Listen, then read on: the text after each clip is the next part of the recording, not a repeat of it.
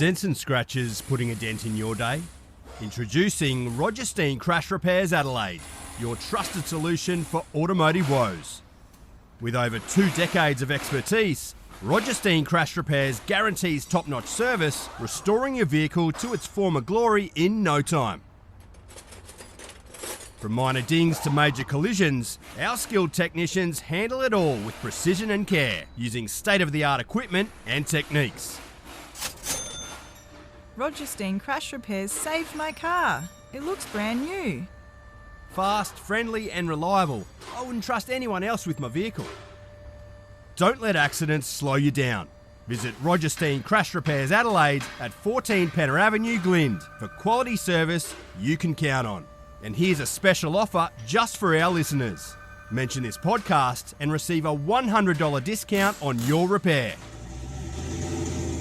Roger Steen Crash Repairs Adelaide. Excellence in every repair. Past players, past legends, past legends. Now, we do have to ask you one question here, Rick. Now, I've always been a believer as an opener. It helps if you're really good mates with your opening partner. And you were with Graham Wood, yet the two of you were kamikaze, and it was always virtually let's have a bet which one of the two of them is going to get run out. Yep. Mind you, it seemed to be you more often than Graham. I will say that Rick, but the two of you, for good mates, never really mastered the running between wickets as a pair, though. No. Still the best of mates. In fact, we probably text or call each other, once every week, once every couple of weeks these days, particularly during the footy season, where we've both got a bit to say. But running between wickets wasn't our strong suit, was it? But no, it was always entertaining. How does that come about, though? I mean, who's calling what? Because you can't be running each other out that much. No. What we've both agreed on is that, say if you're running for, I was a bit quicker than Woody. Yes. All right. So if I was coming back for the third, he was just finishing the second. All right. So I'd come back for the third. Yep. And of course he wasn't ready to come back for the third, and so he would send me back, or I would send him back, or then there'd be confusion, and then all things hit the fan. So, but there was a bit of a census taken years ago where we worked out who was responsible and who wasn't. Well, I was responsible for running out Woody twice, and Woody was responsible for him running me out 6 times. Yeah, that's what I thought. I thought it was roughly along those lines. That's not just in Test matches. That's in first class games. Leading up to Tests and whatever. So So now, and Rick, it does get up my nose a little bit that Melbourne Test. I can't remember what year it was. I made 35, run out, yes, and Woody went on to make 100 that day. And I don't think I was ever seeing the ball better than that day when I made 35, run out. As I said, Woody made 100. His career kicked off, and mine was all over the place till finally they made the decision. So it just annoys me that. What could have happened? Now, Rick, I do want to do on this, it's quite a serious side, probably with the Test match where you were batting against England, where you were hit by Bob Willis, right? I was sitting in the front row with Vi. I don't know if you remember Vi, regular at Shield games, who'd sit right by the players' race as you walk on the ground. So I was sitting with Vi and my sister, who at that stage was studying med. Is a doctor now, obviously, but she realised that you had swallowed your chewing gum and actually got up to run on the ground. Oh, yeah. As John Embry realised and belted you on the back, and then Max O'Connell getting involved. That's right. And I don't think people realise that if Embry hadn't have done that, we may well not be talking to you now. And that, it was quiet. Yeah. I don't think people realised how serious it was. And we've obviously had the tragedy of Phil Hughes, but how close you were as well. And thank goodness, as my sister said, I don't know if it would have been quick enough with running out on the ground. But she actually did get up of her seat and was just pushing the gate, and that to run on when Ambry realised. Yeah. Well, that was one of those weird things that it just caught me.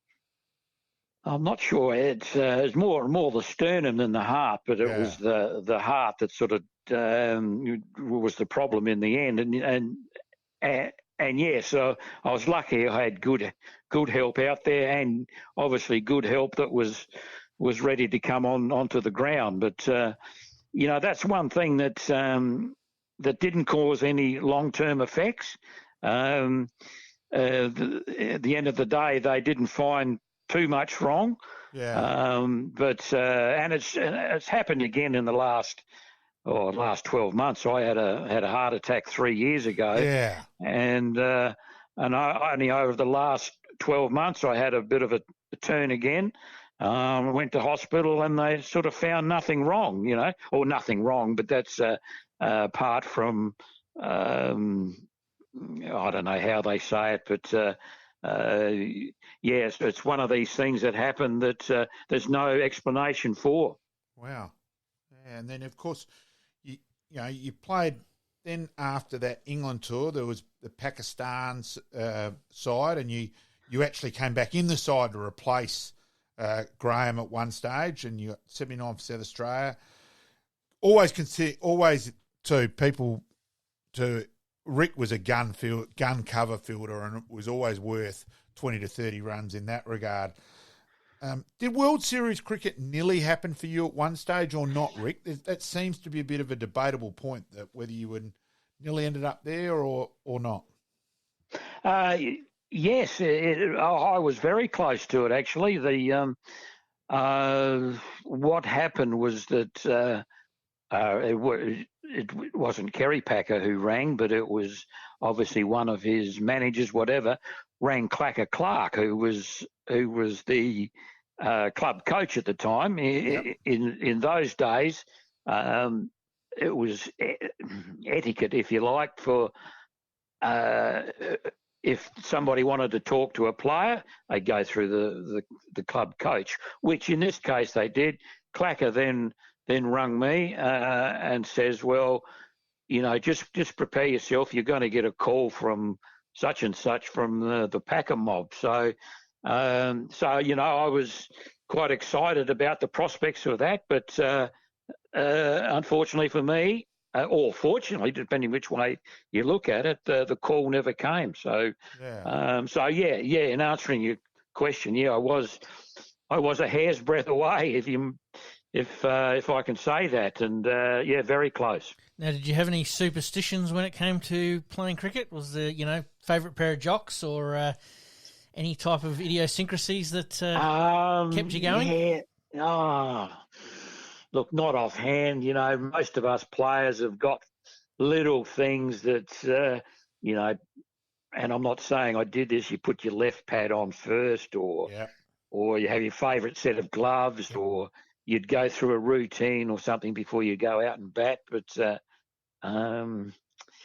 I think in those early days, particularly when Mallet and Jenner and these blokes were around, the preparation to a game or preparation before you go out and bat was sit back and have a cup of tea and a cigarette. Yeah.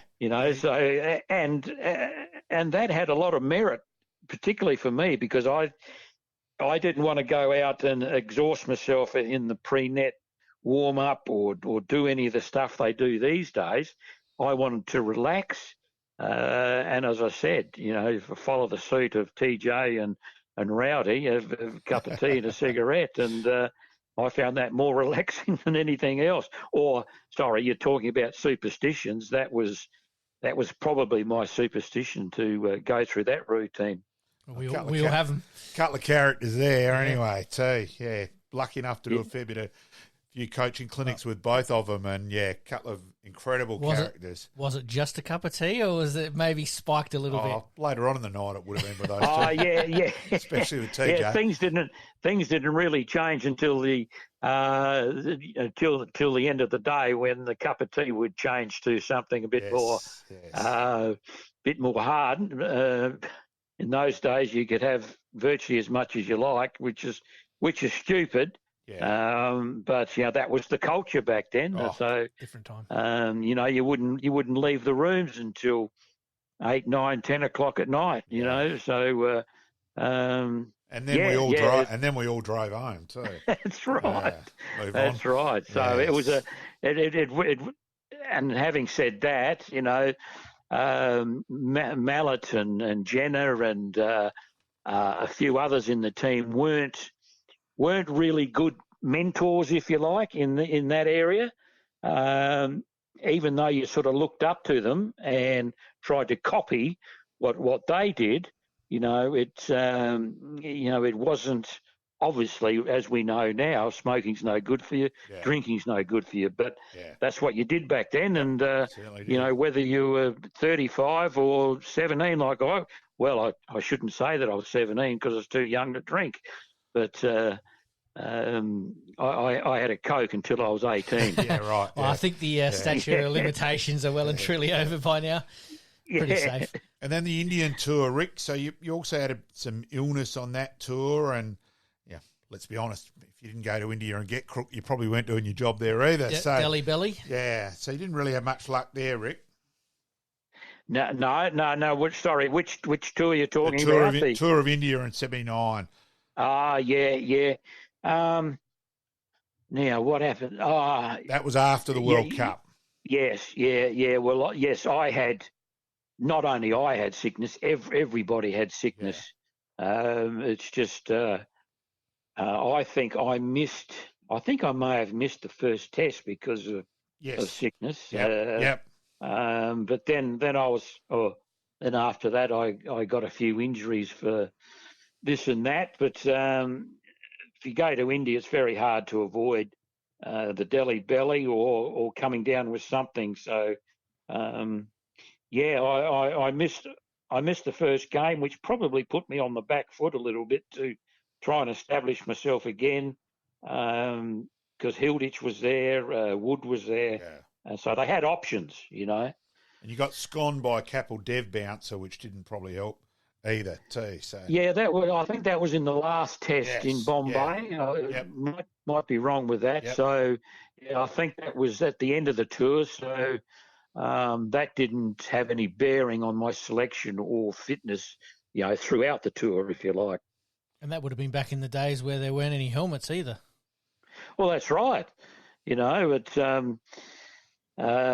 did get, as you said, sconed by Capel Def in Bombay. No helmet. I think I ended up getting 4 or 5 stitches in the head. Yep. But it was quite a funny thing. I was, off to hospital. I'm not sure it was an ambulance or whatever, but the doctor said that when I got there, he knew that I was a cricketer, and he said, "Look, I'm not going to stitch you up till you give me an autograph." So I quickly signed the autograph or whatever he want me to autograph and whatever. But you can imagine a Bombay hospital, back in the 70s and 80s. It wasn't the cleanest of spots, but anyhow, I thought I was getting good care, and it was quite an experience. So you're a bit unlucky too then. So obviously World Series cricket finished up, so all of a sudden a hell of a lot more players were back in the equation with making the test side. So you started off the year well in 79. You made 88 against the West Indies here, and you realised that you had to open if you were going to play test cricket because there were so many middle order players, Ian and Greg back around, Doug Walters, etc. So the Peter Toohey and Yallop. So I had to open. So your career followed along those lines, really, where caught between the rock and the hard sea, where you should have batted, etc. Yeah. Yeah, well, uh, it didn't matter, where you wanted the bat. It's where they selected you to bat. It was. It wasn't up to me, even though I would have loved to bat middle order. It wasn't up to me to do that or have any say in the matter, for that matter. They saw me because I had reasonable success, if you like, being an opener. That's where they wanted me to bat. Whereas I always thought, geez, it'd be nice to be coming in at 4, 5, or 6 when the ball's a bit older and the spinners are on and whatever. It's opening the batting is probably the hardest job in cricket, and I thought I'd served my apprenticeship in that, and I wanted to bat middle order, but the hierarchy said no. So. And of course, Did you find that confusing as far as what your role is? Because obviously you talked a little bit earlier on about role players, and everyone's got their role to play in a shield sense, but also in any team sport. But did you feel like you were getting bounced around a little bit and not quite sure of where you actually fitted into the team? No, I wasn't. Whatever. Look, I was not in. What's the word? I was just no. I was sort of a bit confused about my own ability. I didn't, and it was, as I said before, it wasn't up to me where I batted. I just went out and tried to contribute. Whereas I thought, as Malcolm alluded to before, that he would have loved to see me play more so against the spinners than I did the pacemen of the teams. But it's a hard one. But I just had to bat where I was told, basically. And then so you got recalled more on the one-day side of things. You had success, had a really good year in 81-82, and we'll certainly take our time on 81-82 as a South Australia Shield. We've got all night here. As a South Australian Shield nut. We will get to 81-82 in terms of the last game especially. And so you had your success there, made a couple of hundreds and came back into the equation of the one-day side, Rick. That's right, yeah. That year or that season was one out of the box, really. Just for some reason, something evolved in my game, if you like, and I became more aggressive. I started to drive more, and not just drive, just hit the ball hard. I used to, even though I was hooking always, I would hook more, I would pull more, cut more, but hit the ball hard instead of just caressing. So that's one thing I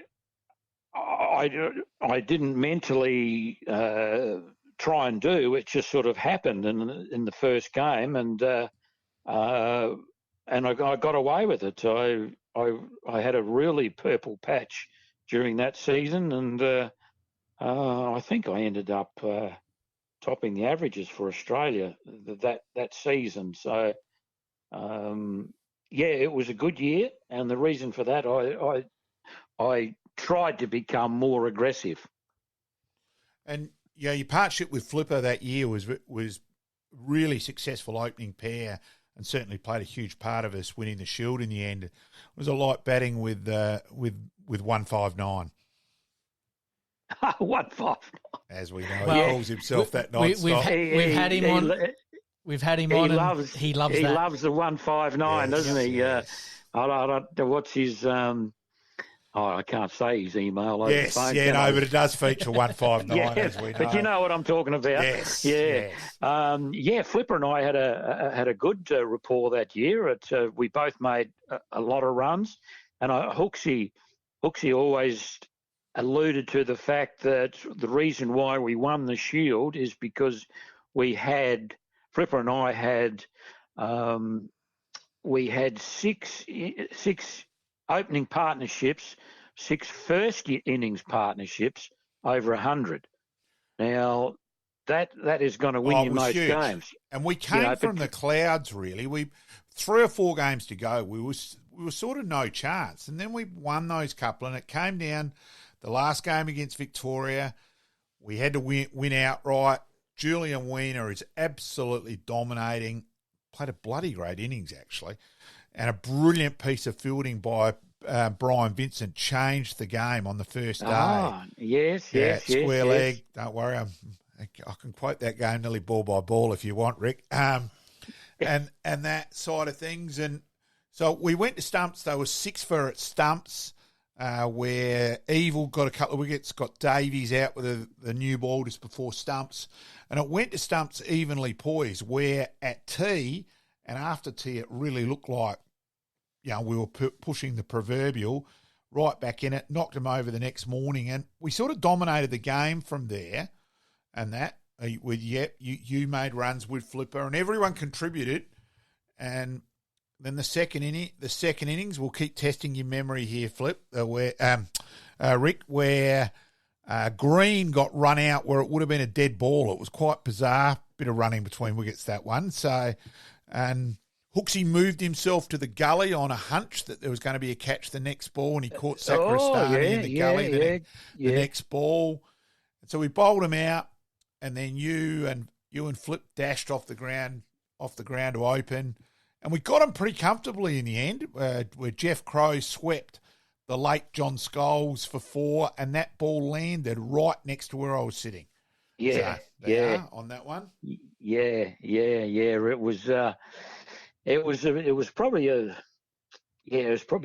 fitting end to the season, really. It was fantastic. I don't think it was any doubt that we were the best team all year, but you still had to get the points on the board, didn't you? And as Hooksy said, the 6 opening stands,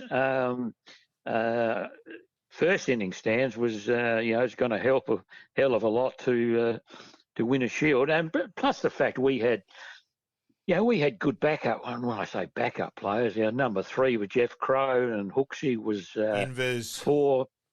Who was 5? That's going to test Hooksy you. at 4, Invers 5, Sleepy 6, Righty 7, Vincent 8, Evil 9, Sam Parkinson 10, and Malcolm Dolman 11, with Graham Winter as 12th man.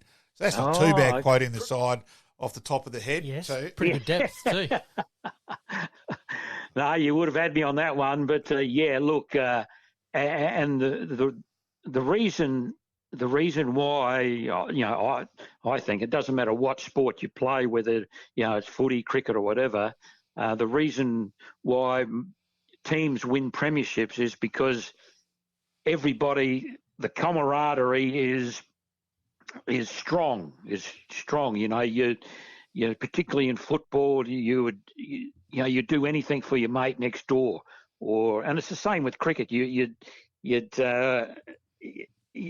band together. And that's what we did. We realised that we got to make a partnership here, or whatever you do. We just had that camaraderie right through the year, and I don't think the team, from memory, did change much at all that year, apart from the usual one or two. It stayed pretty similar. And look, I will always massively appreciate Malcolm Dolman invited me into the rooms that night. I don't think certain David William Hooks was happy I was in there, but that's another story. And I just sat in the corner. I was 18. I sat. Don't worry, I grabbed a beer as it got passed around, but I just really sat and just watched. And I reckon we left and went to the Grenfell. You guys all went to the Grenfell Tavern on memory. I reckon it was getting towards midnight as we left the rooms. And that, that'd be right. That was. So that's one of my favourite memories as a lunatic South Australian supporter, well and truly. And isn't that a good memory, though, of particularly if you're a player in that situation and have contributed like we all did at some stage throughout the season, just to take a deep breath and say, well, the season's over. Look what we've done, you know. Look, and then the festivities continued on for weeks. You know, it's not drinking or carrying on, but a lot of the functions were, black tie, and everybody wanted a little piece of us, and we were happy to celebrate. And in that regard too, Rick, I think in the reflection of which this sort of interview is a reflection of your career. The fact you played in 2 winning South Australian Shield sides, there ain't many South Australian players can say that, Rick. No. Look, I was only. Yes, the cupboard's been a bit bare since '96, wasn't it? So, yes, no, I was, and I was discussing this with somebody, and we come up with nobody who's currently living, if you like, has played in the 70. What was the 75, 76 and 81, 82? But another little stat to that you've probably forgotten about, that I was a selector in '96 when we last won it. Very good. So I've had dealings with 3 of them, so to speak. So that's a good point. I admit I had forgotten you're a selector in Malcolm, 96, I reckon 97. we need to get the Sackers phone number right now and point this man in the direction of their selection for their next Shield win, which will be this year, according to Malcolm's Christmas wish last year. Yeah, Christmas wish, I reckon a certain Warwick Maxwell's son, Sam Darling, could hopefully be in the equation keeping at some stage in the future. Well, I certainly, that would be nice, but... he's got a few hurdles to jump there, unfortunately. I reckon he's getting there, though, Rick. I reckon there's been pleasing, steady improvement overall, and certainly his most important innings, that game before Christmas. So, there's promising signs there from young Sam. So but he's in the side as a keeper. Whatever he does as a batsman is just icing. So, but to push yourself as a keeper in South Australia these days is another story. Yeah, but I reckon his timing might be all right in the end. So we're just going to have to wait and see there. Another 3 or so years, I reckon his timing might be all right, and hopefully some other things change in South Australian cricket. That's a good point. But, he's 30 years old at the moment. So, but look, cricketers years ago was mid-20s before they blossomed. Now it's 30 and 31, 32. So I admit I didn't realise I thought he was a little bit younger than that, but we can only hope, Rick. I reckon I've seen him keep 3-4 times this year. I'm very impressed. Now look, back to the 82-83 season, and again another serious point. Unfortunately, you got pretty badly hit by John Moose Maguire and suffered bleeding, and that's probably affected everything else since. Too. Yeah. That finished me. That finished me in a split second. I was in hospital. They didn't know whether I was going to regain the sight of my eye, and I was in hospital for a week, and umpteen plastic surgeries in the eyelid, etc., and I had plenty of time to reflect in hospital, and I just said to myself, look, I don't want to be there anymore. And of course I had the rest of that season out of playing. But the next season I came back into the side and did sort of reasonably well. But again, I still didn't want to be there. And I should have given the game away then, but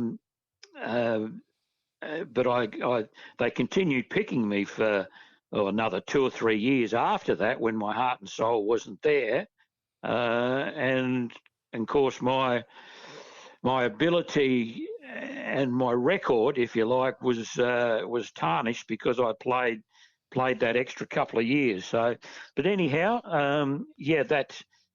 that was scary, and it did finish my career from John Maguire. Yeah, and a couple of things. So probably one thing we did gloss over was your top score, 91 in Test in Sydney, Rick, as your highest score. And also, of course, the other notable thing in your career was you had the perfect seat down the other end of one of the great innings in history of Hooksy's 100 off 34 balls, where you basically just did what the rest of us were doing, watching.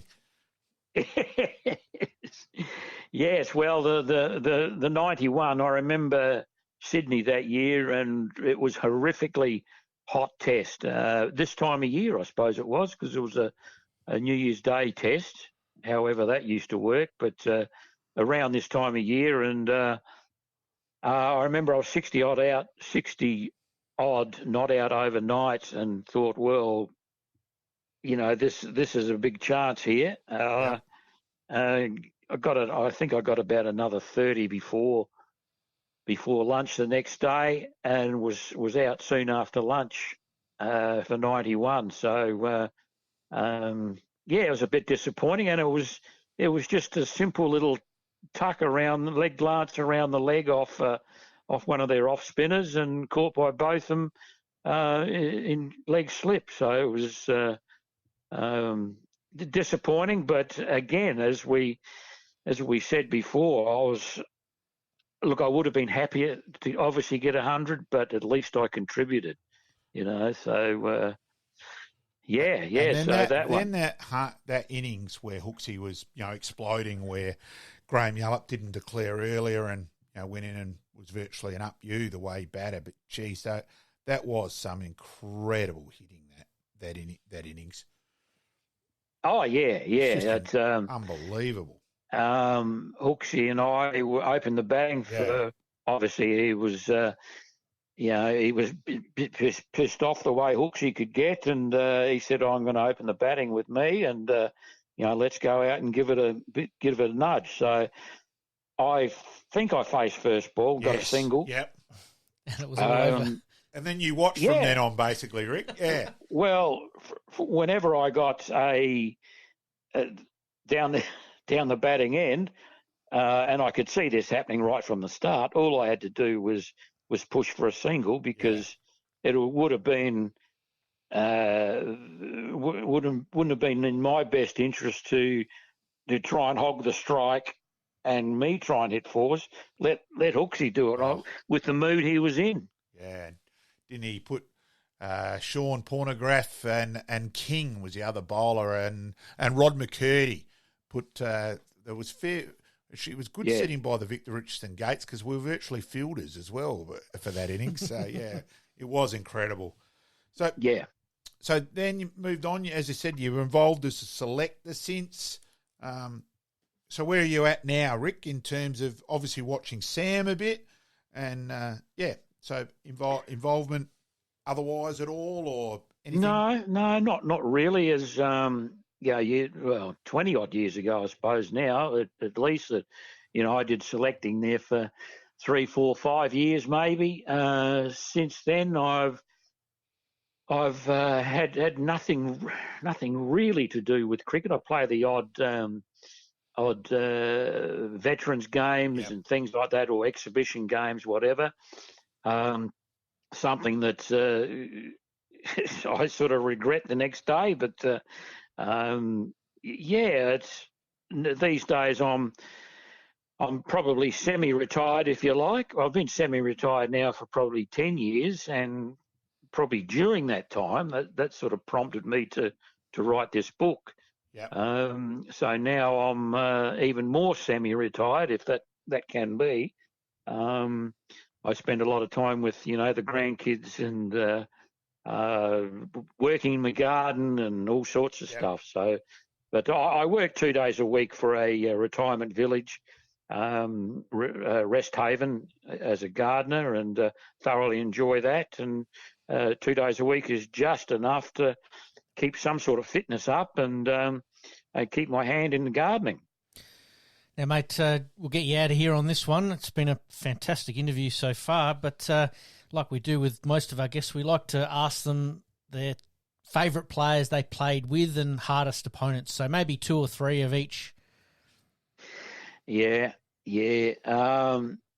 look, the players I've most admired, I'll give you two opening batsmen that I wish I could have emulated: Jeff Boycott and Sunil Gavaskar. Yep.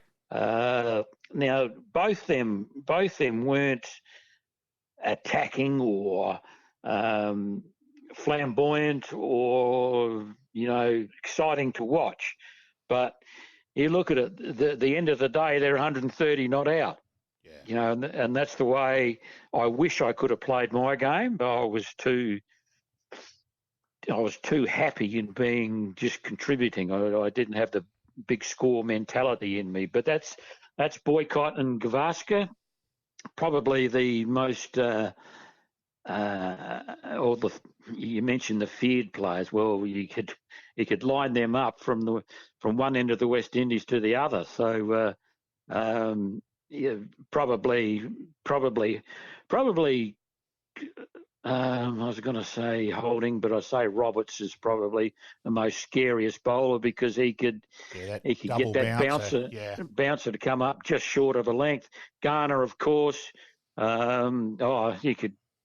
And it was probably not a good era to be part of because that was the golden age of the West Indies cricket, wasn't it? Yeah, but, absolutely. So. Mind you, in some regards, Rick, it's a privilege to have been in that position. You think of just how bloody good they were, and now, sadly, to watch how bad they are, or you can at least go, hey, I played against the greats, the all-time greats, And, that's right. That's look, pretty important. I've said to a lot of people that, over my career, I've been happy to play with the best and against the best. So that's all I think anybody could ask, and contribute in most of my career is quite fulfilling. And that's the best part about this podcast. We like to get on some past players and reminisce about some of their exploits and relive some of those great moments. So, mate, thank you very much for joining us. Especially South Australia winning Shields. Okay, fellas, thanks very much. Greatly appreciated, Rick. Thank you. Righto. See you, bye. Thank you.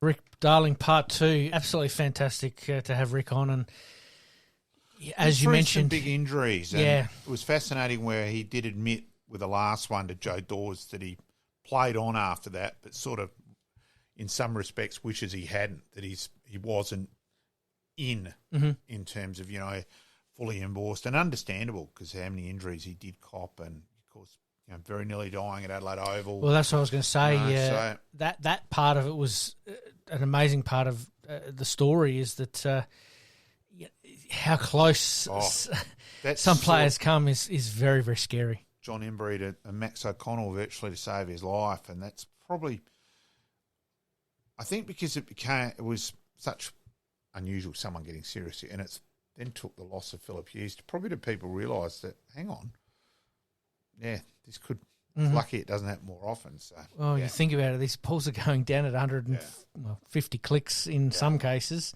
or more.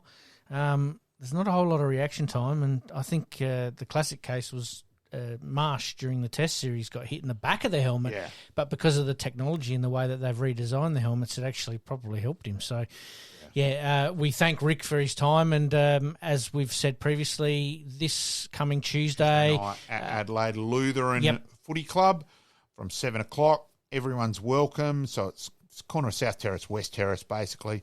Old style sports night with John Harms from the Footy Almanac. No cost to get in at all. Can't ask for better value than that. Absolutely. And we'll both be there. So come say hello. Yep, definitely. Fantastic. All right, mate. Let's take a very, very quick break. When we come back, happy days. Liking this podcast? Please like, rate, and subscribe.